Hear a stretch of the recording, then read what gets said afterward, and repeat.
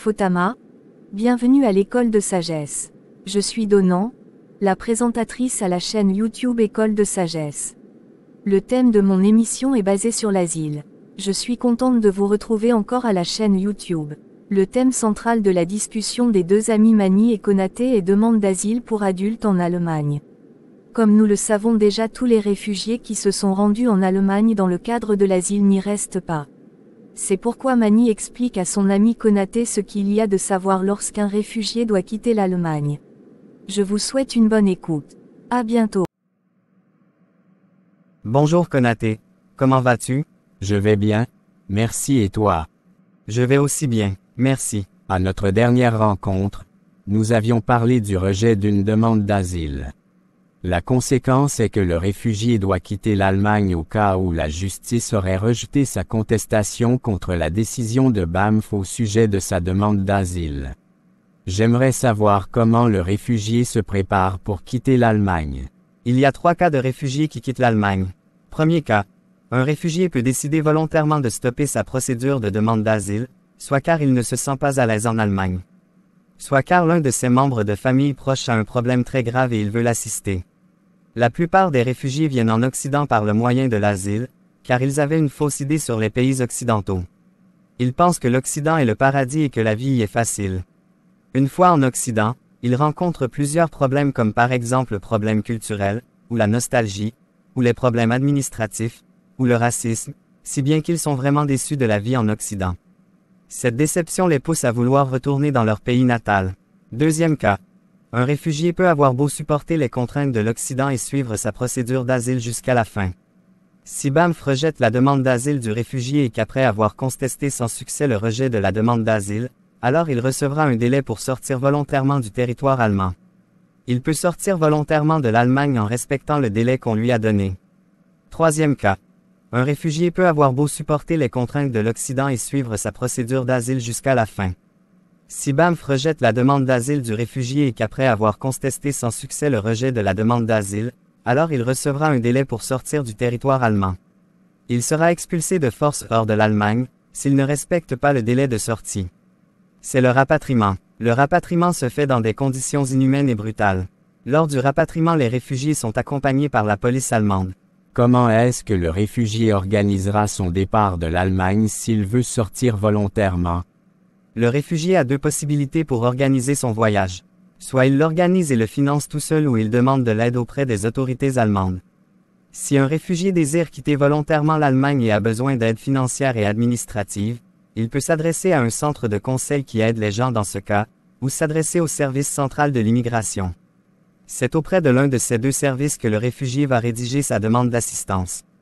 Avant 2024, l'un de ces services travaillait directement avec une organisation internationale du nom de IOM qui veut dire International Organisation for Migration. C'est à IOM que les demandes d'aide seront envoyées et IOM décidait sur le financement du voyage du réfugié concerné. Pour l'organisation du voyage, IOM aurait besoin d'une copie du passeport du réfugié. Si le réfugié n'a pas de passeport, alors l'ambassade du pays d'origine du réfugié sera contactée pour délivrer un papier qui remplace le passeport. IOM achètera le billet d'avion ou de bus du réfugié. Dès que tout est prêt, les documents seront remis au réfugié.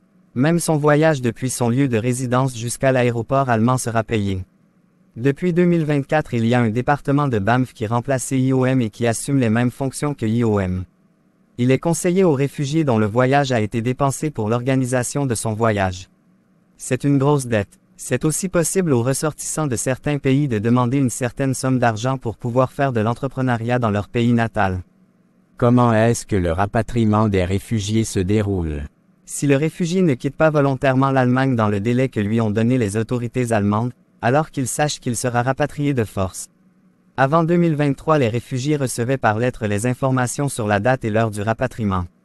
Ils étaient priés de rester alors les réfugiés disparaissaient pour un temps pour éviter le rapatriement. Les rapatriements se faisaient dans la journée ou très tard dans la nuit. Vers fin 2023, les autorités allemandes avaient pris la décision de ne plus informer les réfugiés au sujet des rendez-vous de rapatriement pour éviter que ceux-ci s'enfuient. Il est déjà arrivé que les réfugiés soient surpris par exemple tard dans la nuit dans le sommeil par les policiers. Ces policiers les réveillent et leur donnent moins de 15 minutes pour se préparer au rapatriement. Donc ces réfugiés devraient s'habiller rapidement et ils n'ont pas le temps d'arranger toutes leurs affaires. En 2024, il y a quelques nouvelles lois qui ont été votées pour améliorer les conditions de rapatriement.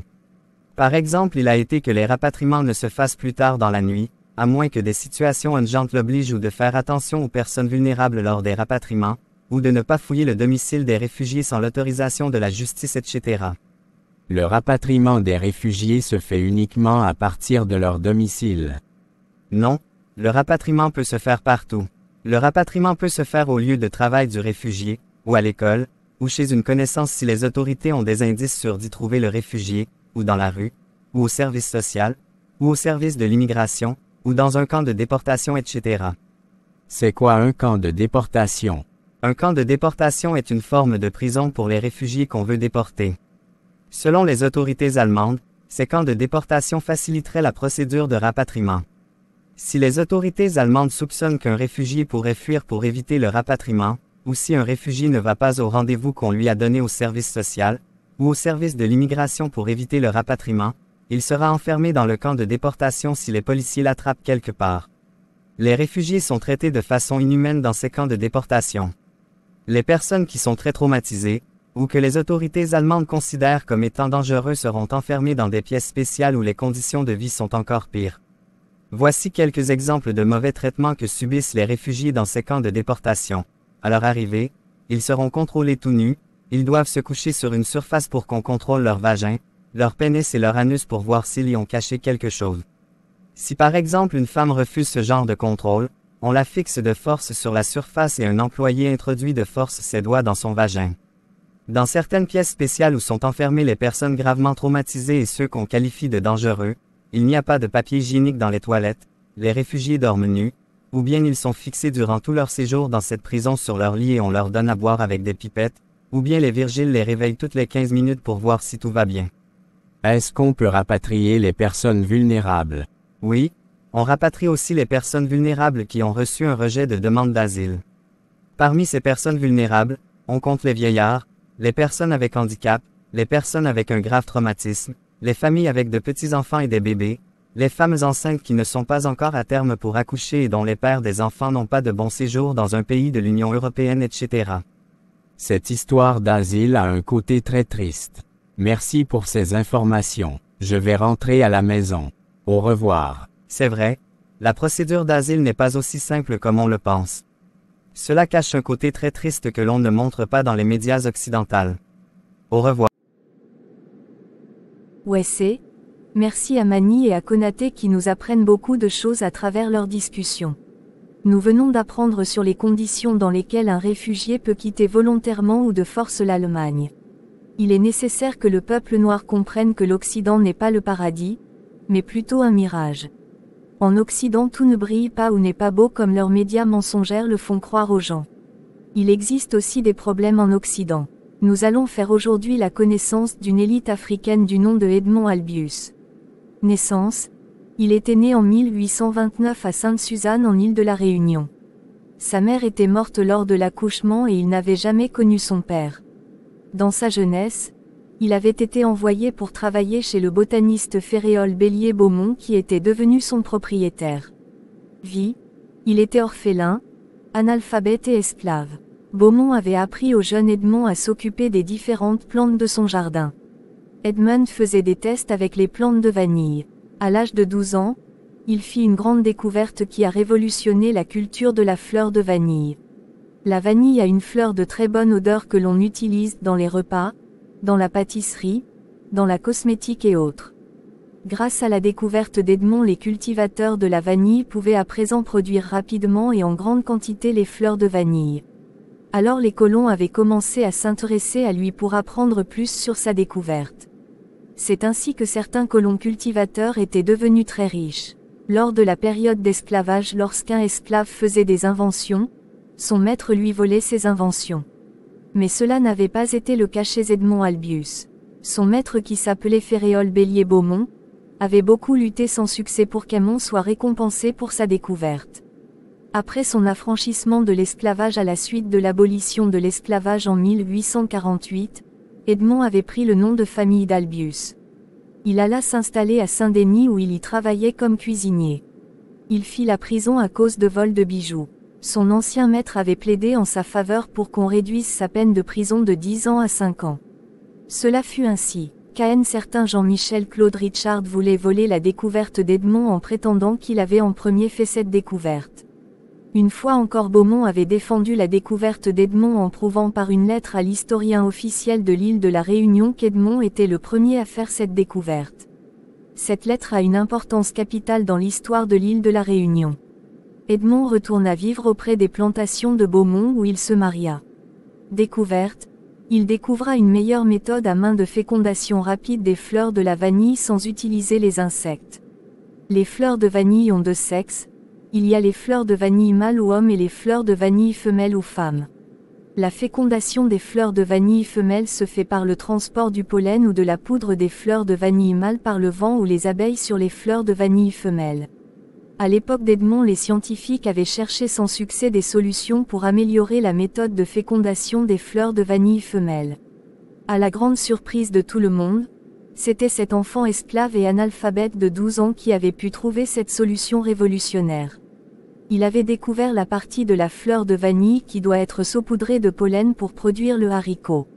Il utilisa un brin d'herbe pour séparer les deux volets des fleurs et féconde correctement la plante.